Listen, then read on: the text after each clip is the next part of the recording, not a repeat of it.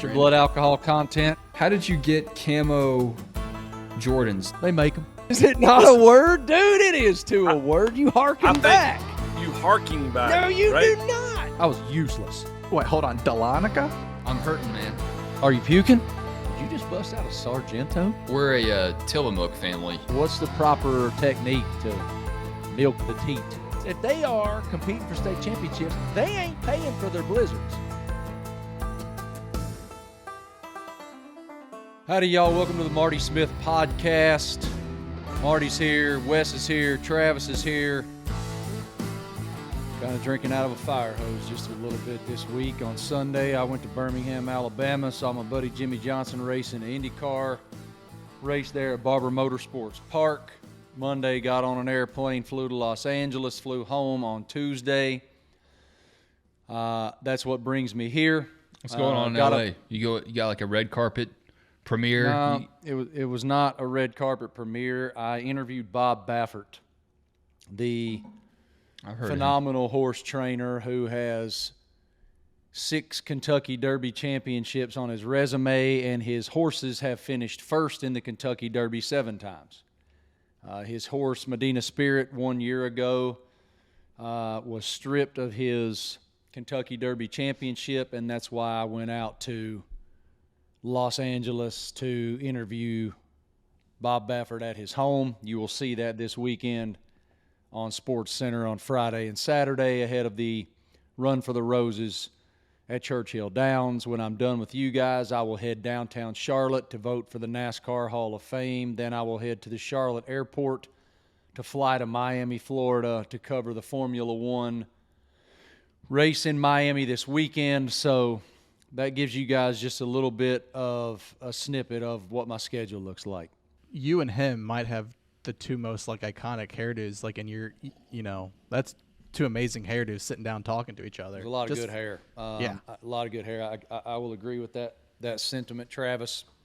I appreciate you saying that. Dude, I had a dream. Got the Ashley Schaefer BMW look. Y'all familiar with that? I can't say I am. Explain. Well, there was a television program called Eastbound and Down on HBO back in the day, and Will Ferrell's character has the Bob Baffert, or Bob Baffert has the Ashley Schaefer. I don't know what happened first. It's kind of a chicken and the egg deal. Very, very iconic hair. And, a major part of the reason that this is such a massive story and has been and continues to be is because of his success, is because he looks like Ric Flair right there. Yeah, it's a Ric Flair. Thought that was Flair. Yeah, definitely a lot of Ric Flair in that. But I can't wait for you guys to see it. I don't want to say too much because all right, let's go to this dream then. I want to hear about this dream. So I had a dream the other day that my hair was thinning. Oh no. And so it was a very I remember the dream very vividly, that I was sitting down to do an interview, and there's monitors. When we do these sit-down interviews, there are monitors where the camera folks can see what the shot looks like, the production staff can see what the shot looks like, and thereby we, the reporter or host or interviewer, can see what the shot looks like. And I had sat down for an interview, and I happened to glance at the monitor, and I could see this light just blazing through my hair onto my scalp. And I was like, what the hell? And so I'm looking like I was like a Keeps commercial or something, like I'm sitting there looking at my hair. Just massaging your scalp. Yeah, is this what is going on with me right now? Am I losing my hair? Do you think that it's more of, in a past interview, it looked like that because all the white that's coming in? No, it has nothing to do with the white. Although, get this, dude, I got my hair cut last week, and the lady that does my hair, her name is Terry, and she's awesome. And my hair is really weird. It grows straight as an arrow, and so it's hard to cut. And it's super duper thick, which is a blessing. By the way, thank God that was a dream. I woke up, I'd forgotten about it. I went back to sleep, forgot all about the dream, but then I was brushing my teeth the next morning, and I was like, oh shit, I don't have to worry about that. So what would you do? Because my dad started losing his hair, and he just went Kojak, just shaved it Did all he? off. He went. As our boy Scott Van Pelt says, he came on home. I think you'd have to retire, Marty. You just have to. I think you'd have to give up your career. So what do you? I don't know. What do you think the dream meant, Marty? Did you analyze it or anything? I took a class in high school. It was like a directed study where you could study whatever you wanted for the semester, and I studied dreams. And like by the end of the thing, like I gave myself my own final project, and I wanted to try to have a lucid dream, and I did it. It was like Inception. I was like Leonardo DiCaprio.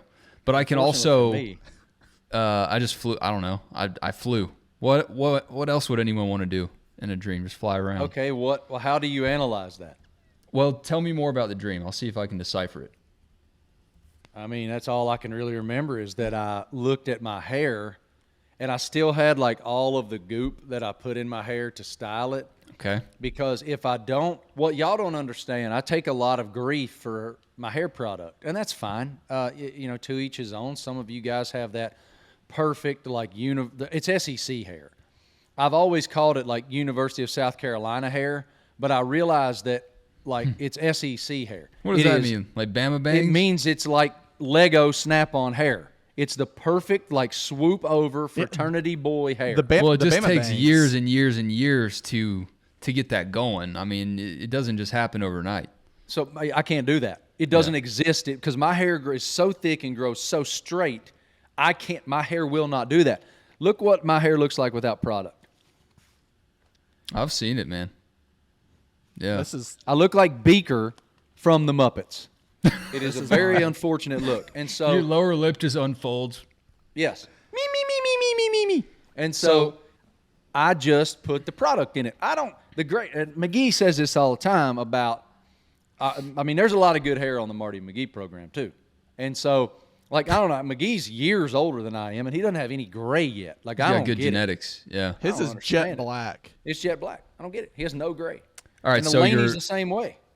Anyway, Laney's not older than me, though. Let me make sure I clarify that. I was going to say you're. Woo. So I had the goop in my hair, and so my hair was like done, but you could see directly through all the hair. Interesting. To the scalp. I mean, it was like being in you know how you see a cornfield when the stalks have started to go away? Yeah. It was kind of like that. So there were like cornrows of nothingness. I feel like Dr. Melfi and you're Tony Soprano. So I think what's going on in the dream, Marty, I think you are trying the same things, but maybe you're concerned that people are going to see something about you that makes you a little bit more vulnerable because they're seeing through your hair a little bit. I don't know what that would be. They're getting through to your psyche. So maybe it's something in your subconscious there. I'm not a licensed psychiatrist, by the way, but if you want me to interpret your dreams, you can find me on 1-900-MIX-A-LOT. So back to Terry, who cuts my hair. She was cutting my hair the other day, and she tells me, like, she started giggling, and I'm like, what are you laughing at? I have like a skunk stripe of gray hair that is forming directly down the center of my head. Oh, you got the Derek Carr going. So before too long, the faux hawk is going to be like the silver lance, or it's gonna just be gray at the tips. People will think I've gone back to peroxide Marty and peroxide gray and frosted my tips, but it's actually just gray hair. I am leaving today again to go to Miami for F1, where I'm doing some sit-down interviews with some big-time stars. I am man, I can't wait for that race. It's going to be something, man. It's the hardest ticket. It's an impossible ticket. It's the hardest ticket, yet I feel like every time I log into Twitter, I see someone else tweeting about how they're going. Yeah, but I think a lot of people are going, but are they actually going to the race? Who are some of those people, Wes? Well, I mean, one of them's you, one of them's McGee, so those two don't count. I thought you were talking about celebrities. We definitely don't count. No, I think that Spencer Hall, Spencer Hall is going. Yep, he's going to be working. Spencer's working. So he's down working. there. All right, Katie so everybody's George, working then. I don't feel bad. Nicole Briscoe, I think that's everybody for ESPN. There's a bunch of us down there. McGee and I are there mainly for Marty and McGee, but I'm also gonna I'll be taking laps. I get to do the laps around the racetrack. Whoa! That's gonna be wild. Is this race the classiest place that the most redneck show has ever gone to? Yes. Is Miami classy? Well, it's F1. F1. Okay. So y'all, you got to understand something here. I imagine both of y'all have been to Hard Rock Stadium. Have y'all been there? No, I've never been to Miami. I didn't know if you may have covered a game there once, Wes, but I've done a bunch of games at that stadium, including the national championship 2 years ago and the Orange Bowl this past season. And so, there's Hard Rock Stadium and there's nothing. That's it. That's all that's there. Dude, they built a marina. A fake marina, right? At the racetrack. They built a marina so they could have yachts docked at the racetrack. It's insane. I can't wait to see this. It's going to be, I was talking to Marlon Humphrey, who is all-pro DB for the Baltimore Ravens, and he's going to go down to the race. We were at lunch, and I was like, dude, they put a marina in there. And he goes, what? I said, I'm telling you, man, buckle that belt because F1's unlike anything you've ever seen. And look, this is my first experience. I've never done an F1 race before. This is my first. You've talked to some drivers, though, haven't you? Yes. Yeah. I have interviewed some drivers. I did a feature for Monday Night Countdown back during the fall with Josh Allen, the Buffalo Bills quarterback, and Daniel Ricciardo, who drives the number 3 car for McLaren. They're buddies. And that was fun as hell. Because I think both of those guys hung the moon. I think they're awesome dudes. And how could you not be buddies with Ricardo? I feel like he's friends with everybody. He is universally revered, and Josh Allen is our boy. He's the best. He is just the best, and so I hope I get to see Josh down there. I hit him up to see if he was going to be there, and I have not heard back. But I would imagine he will be. I want to see the reaction if they see a couple drunk good old boys in jorts, what their thoughts are going to be. Well, I mean, wait till y'all see what I'm rocking. I got a suit? I got a couple of pure outfits that I'm going to be rocking. Yeah. At the Formula One race in Miami, the Miami Grand Prix. So speaking of racing, you have the voting coming up today for the Hall of Fame for NASCAR, and we're not going to ask you about votes and stuff because you can't yet, but what is it like just to have a vote and go there and be a part of such an honorable thing?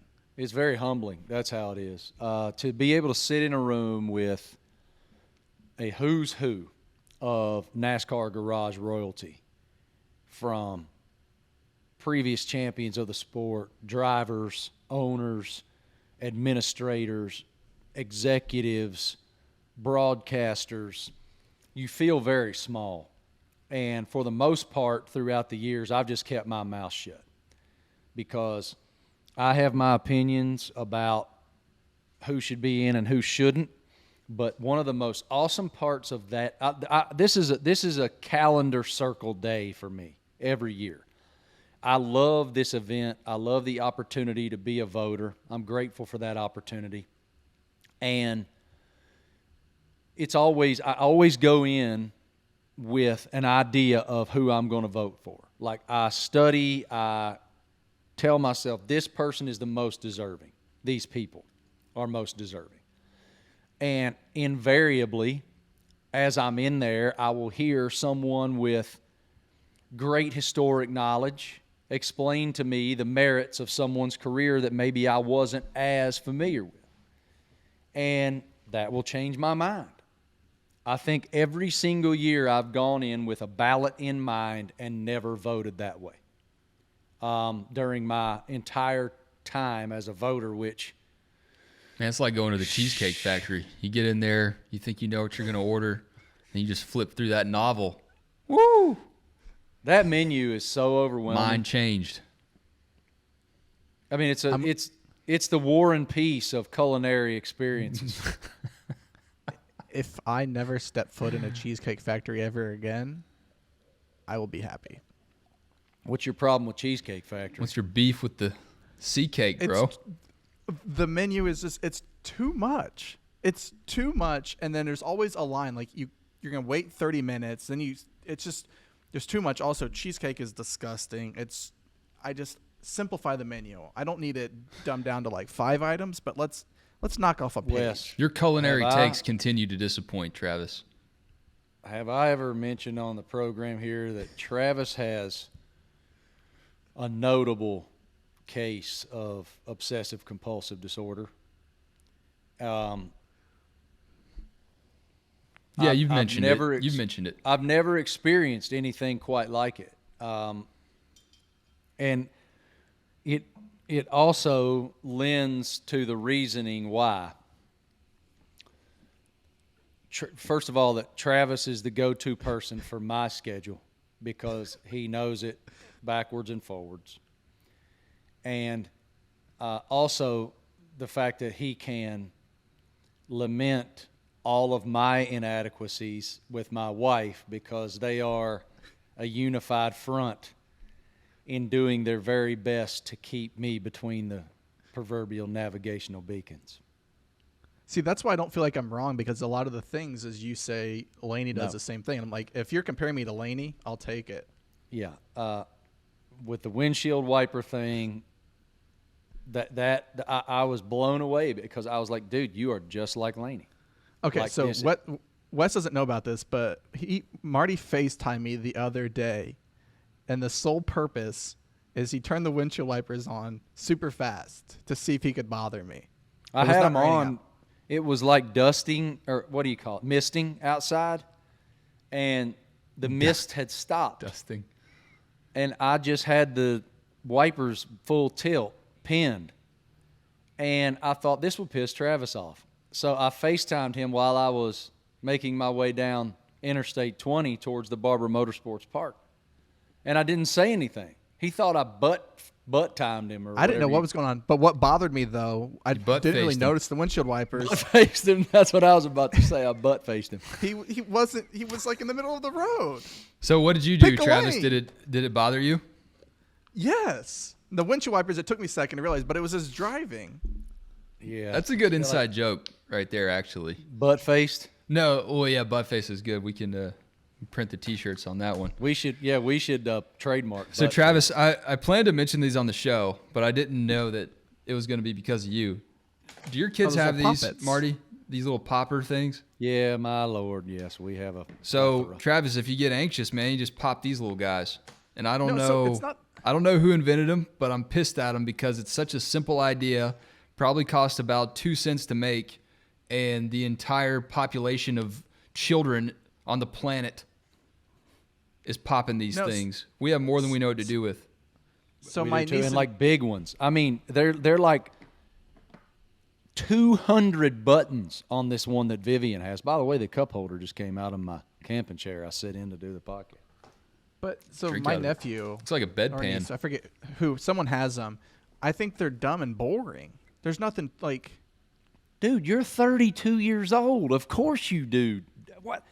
What kind of comment is that? Like, what in the world? Do you think Wes and I sit there and do it all day long? I do think Wes does, actually. What do I do? I didn't hear you. Do you play with those poppers? No, she does have a ball, though, that's got the poppers on it, and that's a lot of fun. Because I can just peg her with it, and it's soft. She thinks it's funny. So Peyton Manning? Do you just Peyton Manning her with it's a lot like the SNL pop skit. socket ball? Yeah. How old is your child, Wes? 2. So have you seen where parents throw a slice of cheese on their face to see their reaction? Oh, no. Have you tried that She's before? lactose intolerant, I'm pretty sure. Well, I mean, we could get lactose intolerant cheese and try it. But I have seen that. That's pretty demeaning. If they're like crying, you throw a slice of cheese like they just stopped crying. I got to show y'all something, by the way. I was wearing a Brave shirt the other day, and she pointed at the logo on the shirt, and she very confidently just says, "That a duck?" And I said, "What? There's not a duck on my shirt." She pointed at the logo and said, "That's a duck." and I've looked at it and I've not been able to unsee it. I saw that on your Twitter machine. How amazing is that? Hilarious, and she ain't wrong. I mean, it has a beak. It has like a nice round head. It has like all kinds of ducky aesthetics. Just go look at it if you're listening to the audio only. It's like the hat, the guy's nose, make the beak. It's the Major League Baseball logo, not the Bravos logo. Right, the MLB logo. Yeah. I don't disagree with her, especially after you busted out the light bright and doctored it up yourself and drew the duck in there. That's when I was like, well, damn, they ain't wrong. Sometimes people just need a little help to see the vision, you know? And you really didn't add much. You added a black dot and a wing. Pretty simple. Your daughter's onto something. I guess we should throw it over to Dusty because I have to go prepare myself for a very long week in Miami, Florida. Get to see some Florida men while I'm down there. Be careful. We had a hilarious conversation with Dusty Slay. If you guys are unfamiliar with Dusty's work, I don't know where you've been, but he is a stand-up comedian, and we had him on, I don't even know when it was. When was it, Travis? We taped this probably a couple months ago. It was a while back. We've been sitting on this one. And Travis posted a clip to Instagram the other day, like yesterday maybe, and about Dusty being an Alabama fan. And from that one clip, I heard from like 10 of my friends. So that tells me that this is very funny. And buckle up because you might need to borrow one of Wes's little girl's diapers because you might just pee in your pantaloons. Well, here's Dusty Slay on the Marty Smith Podcast. All right, let's bring him in. Dusty Slay. You can check him out right now on Netflix, Season 3 of Stand-Ups. And, brother, we appreciate your time. You are hysterical. The funniest thing ever was when you were talking about Lone Star. Oh, my God, I laughed. I laughed so hard. So let's just jump into it. All right, the first thing I want to know, and I know the easy answer is you got to be funny, but what makes a good comedian? Well, it's hard to say. Because there's so many good comedians out there that have so many different styles. But I really think truth and relatability is what makes you the best.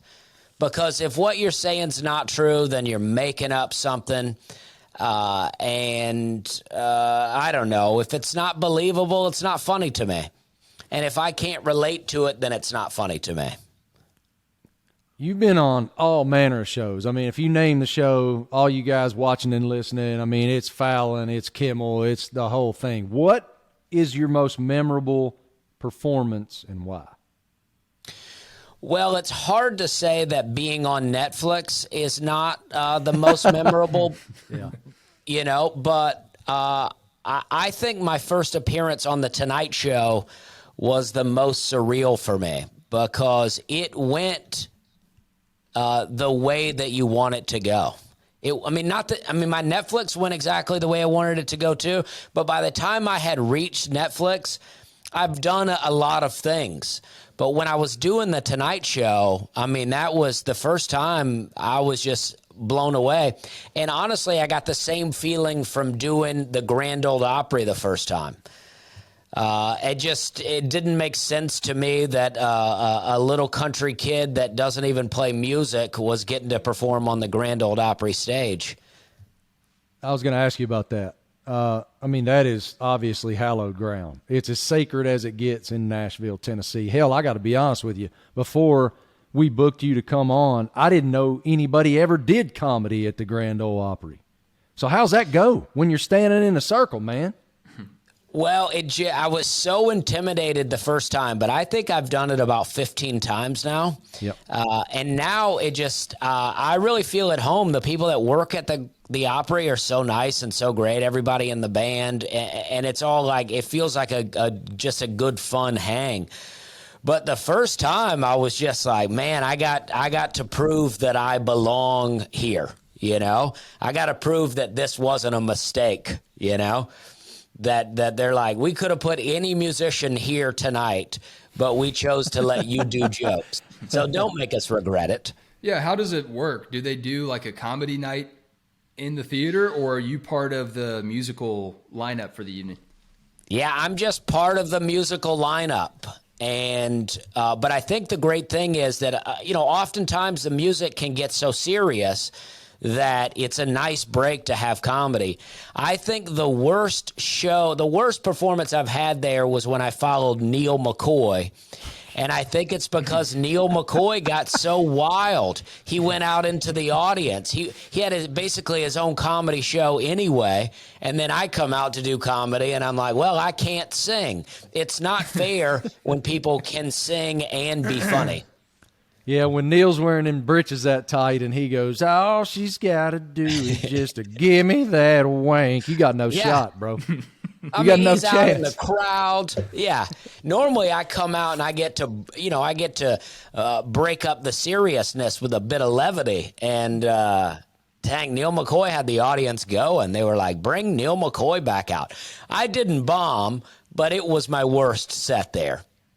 What was your worst bomb? Tough act. Share that with us. Well, I think probably I was in Columbus, Georgia at a place called The Loft. And I was trying some new jokes. This was probably about 2015. I was trying some new jokes. They were a bit dirtier, but they had been working well.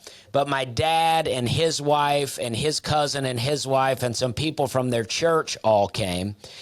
And if you're being a little dirty and it's working, everybody can just look past it. They can be, you know what, it was dirty, but you were getting laughs. It's hard to argue. But when you're dirty and you're bombing, it just looks awful. And it just looks so bad. There's a host that she would always go out and go, I'd like to give a toast. Do you want to hear a dirty toast or a clean toast? And every time I had been, the audience asked for a dirty toast. But this night, they went clean. Oh, no. And even she was taken back. She didn't know what to do. I don't even think she had a clean toast. That was, your dad's church just led the momentum there for the clean toast. Yeah, and then I got, I call them my lotion jokes, but you can imagine what they were about. And moisturizing. It was just like, that was the worst, because it was the worst for me, because bombing in front of strangers is not that big of a deal. But bombing in front of a man that you're going to talk to for years to come is hard. What's that like? Does he still bring it up? Well, it was so bad that when I got to do the Opry for the first time, I invited my dad, because that was my redemption. I was like, all right, listen, I know you saw me bomb years ago, but now come see me perform at the Grand Ole Opry. And he brought his best friend, and his best friend, he said it was on his bucket list to go to the Opry. So I'm killing many birds with one stone. And, it's funny, the Opry has metal detectors. I had a pocket knife that I had to go put back in the car. My dad had a pocket knife that he had to go put back in the car. And my dad's friend had two knives that he had to go put. He had a boot knife and a pocket knife. Dusty, let me tell you something, brother. I fly a lot for my job, and the Charlotte Douglas International Airport must have a box somewhere full of weaponry for the woods, because I've given them about 10 pocket knives myself. That's funny. I got a joke I've been doing about that, because I've lost 3 at the airport. And I say, if I'm a threat with a pocket knife that big, I'm somewhat of a threat without it. You know what I mean? So I read that you almost gave it up during COVID. Wow. Well, I think, I was talking to Dave Paulson at the Tennessean, and I've become friends with him over the years, and I think I get a little loose talking to him. And I don't know that I so much almost gave it up, or that I just wasn't sure that we would ever do it again. I wasn't sure that the world was going to go back to even semi-normal. I don't know that we're back to normal yet, but at least we're at semi-normal. But when I got shut down for a second time, there was a part of me that wondered if we would ever get back to normal and if this would ever continue the same way. And I did begin to think of what would I do otherwise? What would be my other alternatives? And I did think seriously about, like, how can I even tell? I even say this now. It's hard to write jokes when you feel like the world's about to end, you know? And I think that's where I was at. I mean, I'm in a much happier place now because I do comedy every weekend and I have a new baby. But at the time, it was just like, it just felt dark. And I'm like, how do I tell jokes in this time? Yep. Yeah, everybody went through it. I mean, and in their own way. Everybody had to manage that mental health part of the COVID-19 pandemic in their own way. I mean, I make my living on sports, right? So yeah, we thought sports were impenetrable. We thought sports were everything proof. And then all of a sudden, you know, you work for ESPN and your entire life is reporting and broadcasting sports. And then, oh, damn, there's not any sports.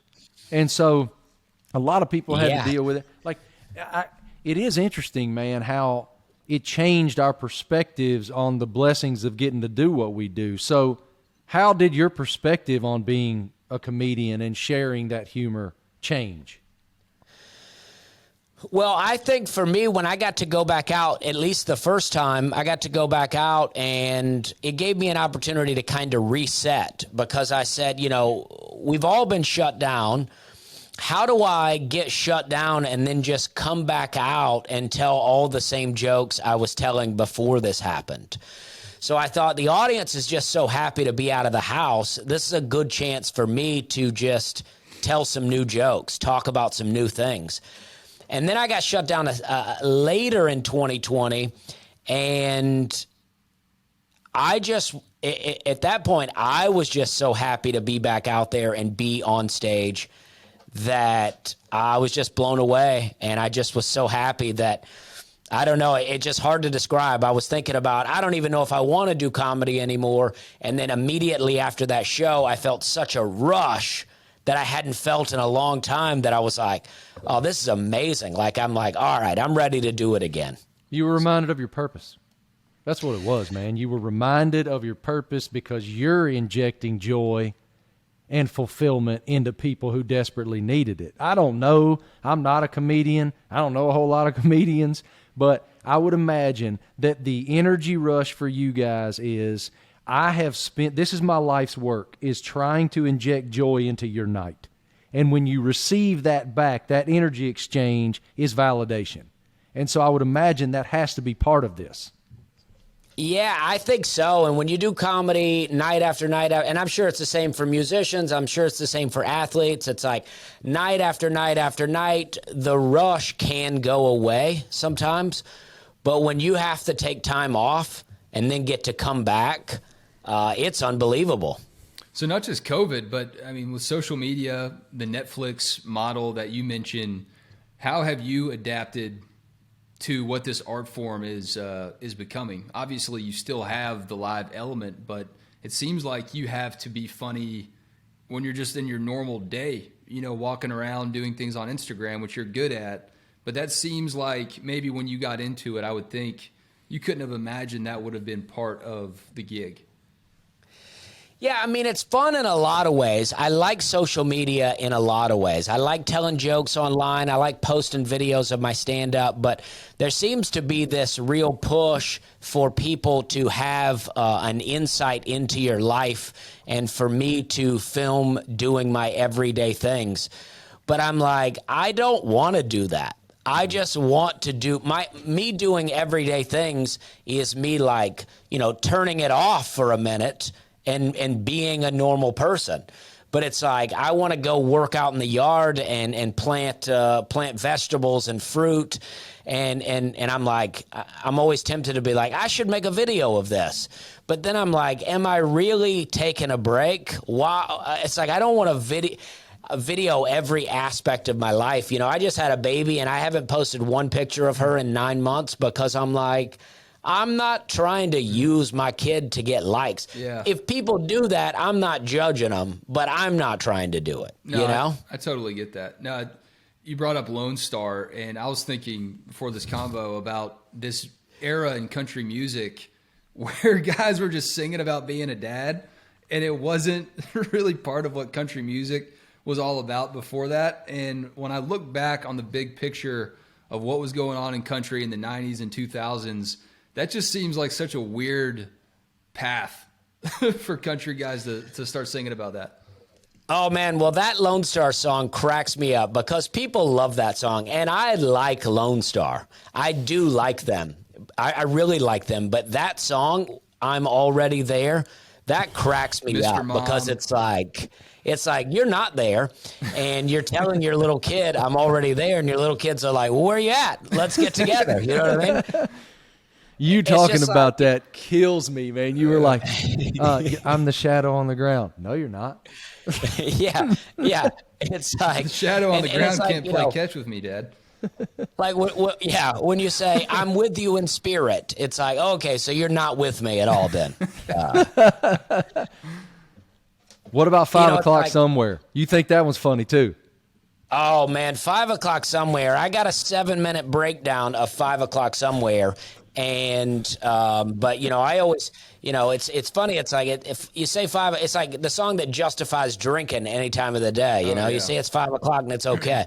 It only works for drinking though. You can't show up late for work and be like, hey, it's 9 o'clock somewhere, Be nice if that did work though. If your boss is like, well, I can't argue with that logic. Hell, get in here.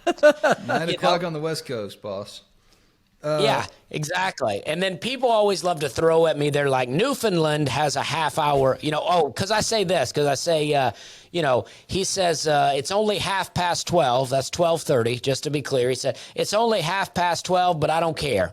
It's 5 o'clock somewhere, right? But that's not true, It may be 5:30 somewhere, but they'll say, well, if it's 12:30 in California, then it's 5 o'clock in Newfoundland. But I'm like, I don't think they're in California, and I don't, so I don't think that's how it works. People don't know how to get a joke. People get too analytical about a joke. Now, I love truth and comedy, but it can't just be any time you want it to be at any time, People get too analytical about everything, Dusty. Damn thing. Oh, man, it's too much. Who are some guys, I'm thinking specifically Southern comedians, Midwestern guys. I know obviously you're a big fan of Jeff Foxworthy, but I think every time I hear someone that is from where, I'm from, the Southeast, I'm just a little bit more inclined to hear what they have to say. How have some of those guys from your region kind of shaped your path in this career? Well, I mean, there's a lot of really great Southern comics that people don't even really talk about anymore. Jerry Clower is one that I used to listen to a lot when I was younger, and it's like I feel like I kind of indirectly took the Jerry Clower path. There's a joke where Jerry Clower says that he recorded an album and a record exec from New York heard the album and said, hey, gave him a call and said, next time you're in the vicinity of New York City, why don't you stop by the office? And Jerry Clower's like, well, I ain't never going to be in the vicinity of New York City. The vicinity.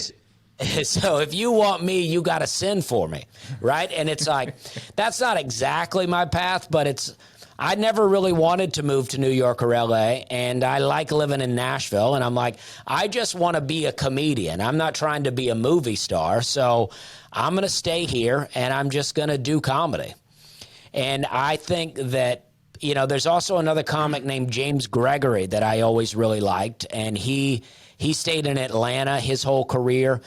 And I just think there is something about, where you grow up and who you are, that's part of who you are. And if you move to a new place, now you're changing, and it's like, I don't want to change. I want to grow. I want to, get better, but I like being me. I like Nashville, where 15 minutes I can be out in the country, you know? I was looking for land in 2020, and there's hollow. You be 20 minutes outside of Nashville, you're deep down in some one-lane mountain road where your phone signal doesn't work, and you don't know if you'll make it out of there or not, you know? So how do you carry Alabama with you? You from Opelika, right? I am from Opelika. You know, I just feel like I like Alabama. Alabama's the butt of every joke, and they take all the criticism all the time. And I like Alabama. I think it's great. I had a great time living there. I mean, I see you got an Alabama helmet back there. I cheer for Alabama and Auburn, and people don't like that I do it. But I'm like, you know what? I grew up in Opelika. I went to many Auburn games. But my dad's a diehard Alabama fan, and, you know, I can cheer for them both. If they're playing each other and one has a chance to go to the national championship, that's who I'm pulling for, you know? I think there's a lot of Alabama, a lot of Auburn fans. I think I don't know that there's so much Auburn fans as they are I hate Alabama fans. You know what I mean? I mean, I always say where I come from, you're either an Alabama fan or you went to college, right? But I didn't go to college, so roll tide. You know what I mean? And because that's what my mom always says that. She goes, oh, you know them Alabama fans, they didn't even go to that school. But my mom, being an Auburn fan, also didn't go to Auburn, you know? Right. So we're all out here just talking trash. You got to put some more of that in your routine, man. Anytime you're talking about SEC football fans, you got to. I mean, there are reams of jokes that you could share. Yeah. Every school has something you can get. All of them. Every single one. This past Saturday, I did the Fox Theater in Atlanta, Georgia with Jeff Foxworthy, and there were 4,800 people in that theater. And I said, my dad lives in Alabama, and half the audience started booing me just because he lives there. Yeah. And then I did the first part of that joke where I said, you're either an Alabama fan or you went to college, and that place went nuts. I mean, it lit up like you've never seen.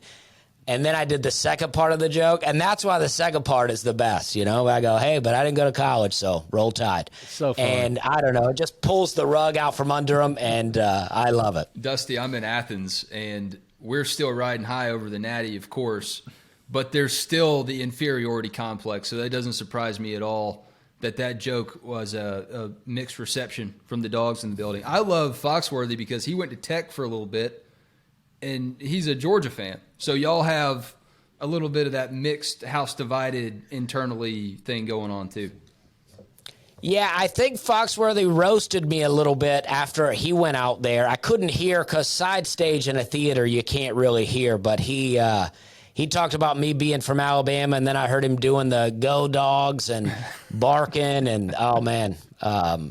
But I love Athens, too. I love Athens. I love Charlotte. Those are fun places. I've done comedy several times there. I love it. Tell us a great Foxworthy story. What's that? Tell us a great Foxworthy story. I know you got. Well, I don't know him that well. I've opened for him a couple of times, and I've done a podcast with him. But I can say he's just, to me, he's exactly what you want him to be.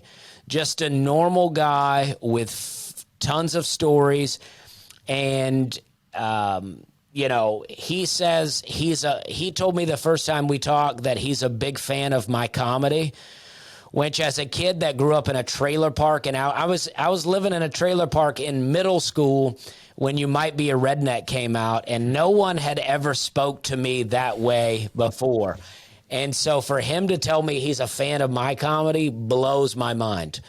I mean, I have total confidence in my comedy, but to hear a legend say that he loves my comedy, it kills me. And Foxworthy's couple of his kids were at this last show in Atlanta, and he said they were texting him during my set saying how much they liked me. And I don't know, I can't believe it's happening. Sometimes I can't believe the life that I have, and I'm so grateful, you know? Dusty, where do you get all your hats from? You are an avid hat guy. Well, a guy on Instagram sent me a bunch of hats, and I wish I could remember his name, but it was a long time ago, and I get a bunch of messages. So it just went down to the bottom, and I don't remember his name. But he sent me this one, a Des Moines one. Now, the first one I ever had, you may know of this place, but the first one I wore was a West Point Pepperell hat. Yeah. And, West Point Pepperell was in West Point, Georgia, which is right across the border from Auburn, and my grandfather worked at a West Point Pepperell plant. My uncle drove a truck for them, and that's where I got the hat. And I started wearing it just as a joke, and it just felt so fun. I have a hard time being silly, and so when I wore the hat, it just brought out this silliness out of me. And then I can't take it off now. I don't know what happened. I'm like Jim Carrey with the mask, We're going to have to send you a hat. We got a whole new line of hats, brother. Look, I love it. I'll send you that right there. How about that? Oh, boom. That's a great hat. All right. We are going to get you out of here on this. And something you just said made me think of this. I've always wanted to ask a professional comedian this. How do you develop the cadence? All of y'all have a cadence with which you speak when you're performing. And how does that happen? Like, is that mirror? And what's the writing process too for your jokes? Well, my dad is a really funny guy and a good joke teller. And I think I just spent so much time around Southern men just listening to them tell jokes that I just picked it up, I think. And also, I think there is a rhythm to it where I've listened to so much country music, so much good storytelling music, that you just you get into that rhythm. And I think some of it just has to be natural, because I don't know where I get it from, but I have a video of the first time I ever did comedy, and my jokes weren't great, but I knew how to tell them. So the rhythm was even there then. And I think I think comedy is almost like poetry in a sense. And it's just like there's a way to tell it. And I think the writing process for me now is I have an idea, I take it on stage, I tell it until it makes people laugh. I keep telling it, and I keep trying to find that way. It's like I use my natural instincts of comedy to tell it in a way that I think is going to make them laugh. And once it does make them laugh, I just have a pretty good ability to remember how I told it. And then I just tell it like that. And it's like once you find that first laugh, I just keep milking it. I go, all right, I got to laugh here, but can I get another laugh off of it? And then if I get another laugh, I'm like, but can I get another laugh? And then before you know it, this little joke just grows into a bit, because just instincts where you just keep going, all right, that worked. And so if you ever see me live, sometimes a joke will go big laugh, smaller laugh, smaller laugh, smaller laugh. All right, you've taken it too far, right? But that's what I like to do. I like to milk it dry, Well, I saw you talking about your hair on one of the clips I was watching, and I was rolling, man. You taking the hat on and off and going, oh, he's Billy Ray Cyrus. Oh, whatever. Really funny. So I'm going to put you on the spot here, all right? Okay. I take constant grief about my hair. Constant. Like, if you go on social media, people are all the time talking about my hair. Like, what the hell is on top of that guy's head? Yeah. Why doesn't he get a hair? What's wrong with him? So I'm going to give you the floor, and you can offer us a bit about my hair, okay? Oh, gosh. I don't know. I think you got a Johnny Bravo thing going on here. That may be a bit of an old reference. I don't know. I think your hair looks good. I think you're a cool looking guy. You know what I mean? I'm not good at roasting people. I think I'm not. I think you got your own. I think you got your own vibe going. It looks good. I've had many hairstyles. For a while, I had totally slicked back hair. It was short and slicked back. My friend who now tells me it was my Rachel Maddow phase, and he didn't tell me that when I had it going. You know what I mean? And I'm all about, I mean, I've had many, if you could see me through the years, I've had some wild hairstyles. I've had a hairstyle similar to yours. Mine didn't look as good, but I bleached my hair, I spiked it up.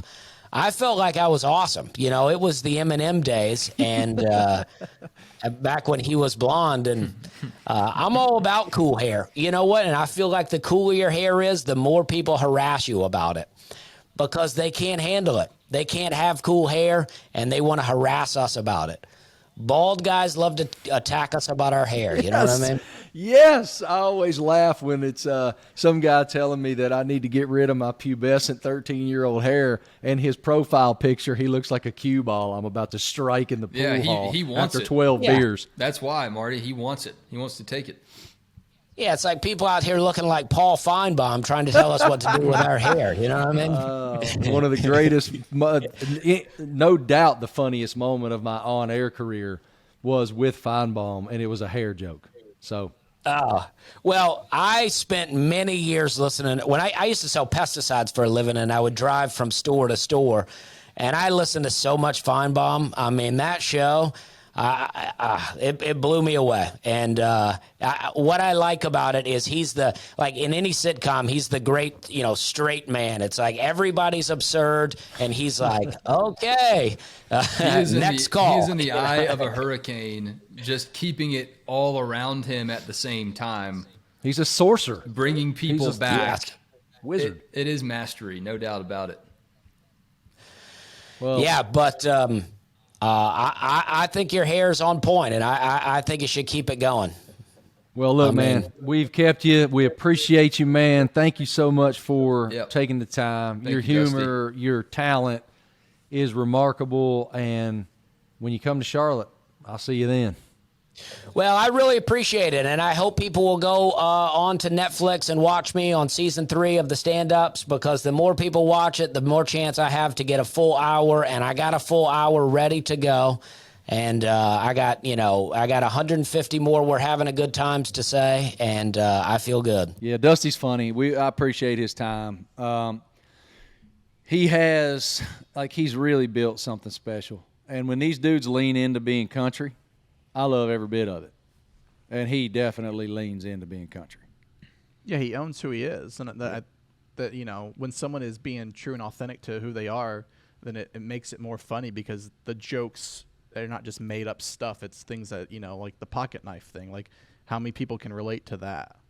Well, I can't tell you how many pocket knives the Charlotte Douglas International Airport has commandeered from me as I attempt to make my way through the Transportation Safety Administration pre-check line. Pocket knives are funny things, because I have carried one everywhere I go since I was a little boy. I still have my daddy's pocket knives. It's an old-timer pocket knife from when he was a little boy, and he carved LHS into the knife.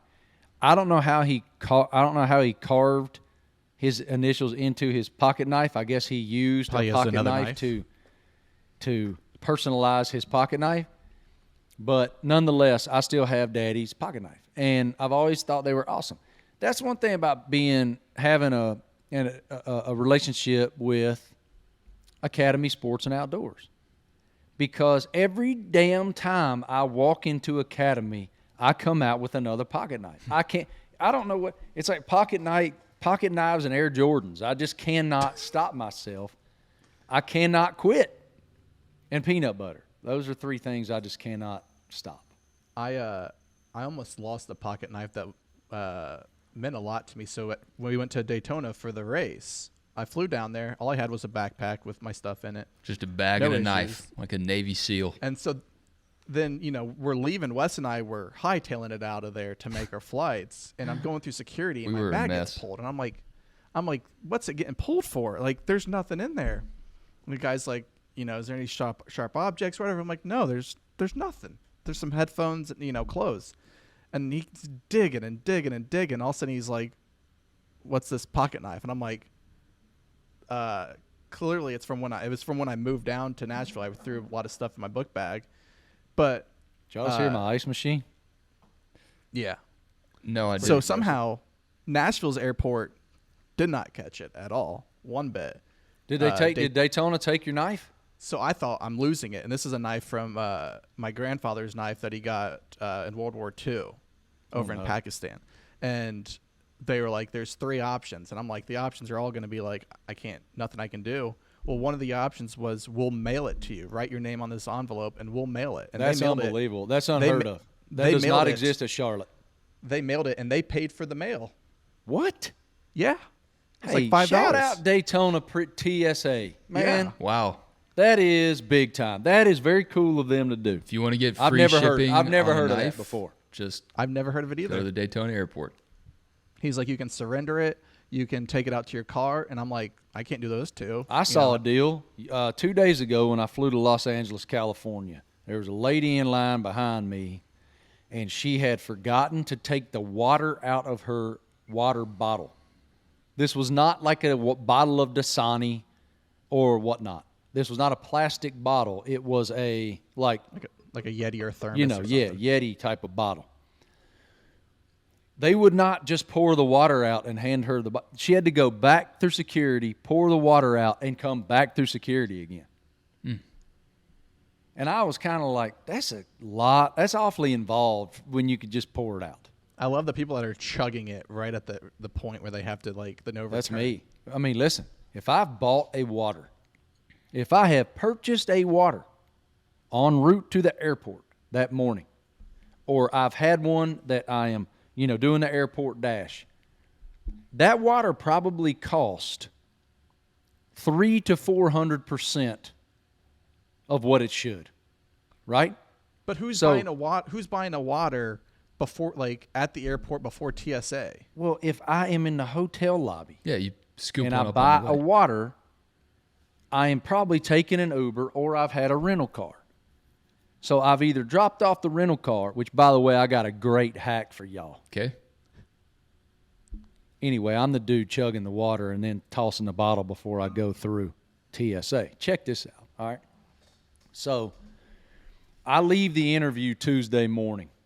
I have roughly 2 hours before my flight is airborne from LAX to Charlotte.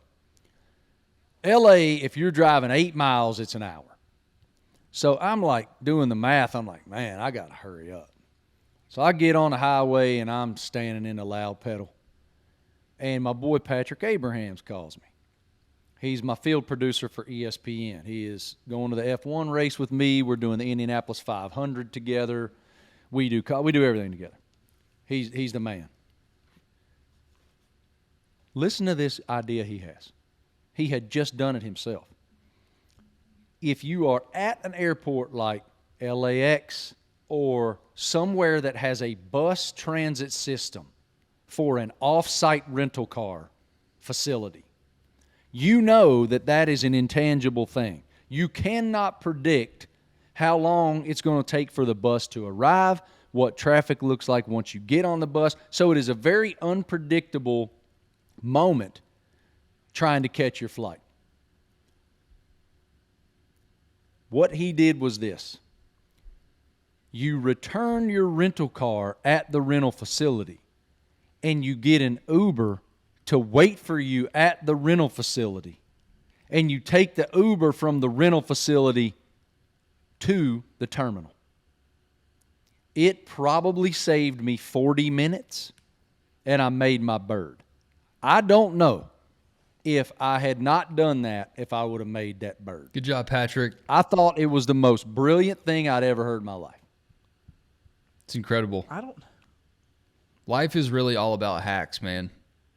You gotta play games. That's the first time I've ever used that word, by the way. I learned that word from Cameron. Yeah, what? I didn't know that's what it. Yeah, I didn't know what that meant. God, you're old. You never heard of a hacker? I mean, of course I've heard of a hacker. I've never heard of life hack? Life hack. No, yeah. What the heck? I don't live on the internet like you do. I don't care. I don't give a damn. So that's when Cameron said it the other day. I was like, "What?" He goes, "I got a great hack for you, Dad." I was like, what? What's that mean? I think you're the last person on this planet that doesn't know that heard that phrase. Well, I think there's a lot of things that I don't know, and quite frankly, I'm not that interested in it.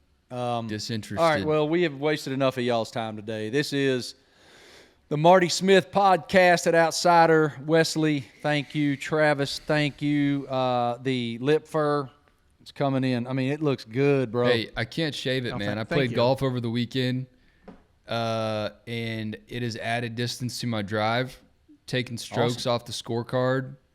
I don't think I can get rid of it at this point. Well, I don't think you should. I think it really works for you. Thanks. I think it. I think you grow it out until Georgia loses a football game. We'll see about that. Maybe until Mother's Day. Happy Mother's Day, everyone, by the way. Happy Mother's Day. Thank you for reminding me. I would have forgot. All the moms out there, you are absolute heroes. And no doubt. We appreciate what y'all do, especially Lainey. Yep. My captain. You too, Britt. I know you're listening. Yeah, I'm sure Brittany is an avid consumer of the Marty Smith podcast with her husband. Is that an Anchorman coffee cup? Yeah. Sorry, I wasn't even trying to flex that. Dude, in when we were in Alabama this weekend watching Jimmy race, we went out on Lake Tuscaloosa and we're having fun riding around on this raft behind this boat on Lake Tuscaloosa, and the driver of the boat was trying to dump us. Was it Nick We were Saban? like full rodeo cowboy in this thing. I mean, rodeo cowboy in the hell out of this raft. And I put my hand back to, like, you know how the cowboys like do this thing right here? They like bob and weave and buck and all that mess. I was doing that on this raft, and I typically wear one of the silicone wedding bands, and I lost my wedding band. No. My wedding band blew off in the middle of the ride, and I got back to the dock, and I was like, they were like, that was awesome. We can't believe you guys stayed on. And I was like, I lost my wedding band. And everybody's like, huh. And I was like, well, two things. Number one, my wife is sitting right there in that boat, so I can't get in trouble. Number two, it's just not the one that when I said I love you forever, I was not wearing that ring, so it's all good. But I have on my titanium model right now, and that is a very different sensation. I can tell you that. All right. You're welcome, America. There you go. Appreciate our law enforcement officials everywhere working hard to keep our community safe. Thank you, Fire and Rescue. Y'all are amazing. And thank you so much to the United States military. We are grateful for freedom. Y'all are amazing, too. Again, thanks to all you moms out there. Happy Mother's Day. Y'all be good. We'll see you next time around.